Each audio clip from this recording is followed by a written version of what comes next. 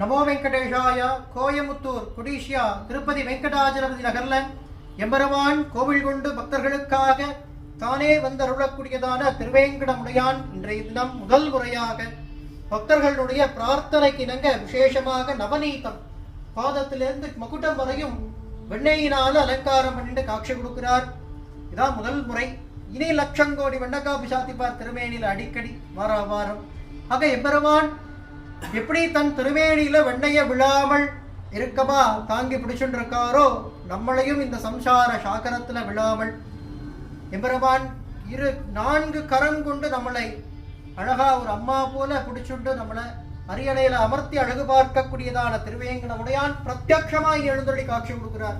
மகா கும்பாபிஷேகம் வருகின்ற பிப்ரவரி 9, 10 புதன், வியாழன், வெள்ளி 8, 9, 10 ஆகிய 3 தினங்கள் நடைபெற இருக்கு. சுவாமிக்கு அவசியம் கும்பாபிஷேக வைபவத்துல பங்கேற்றுங்கோ.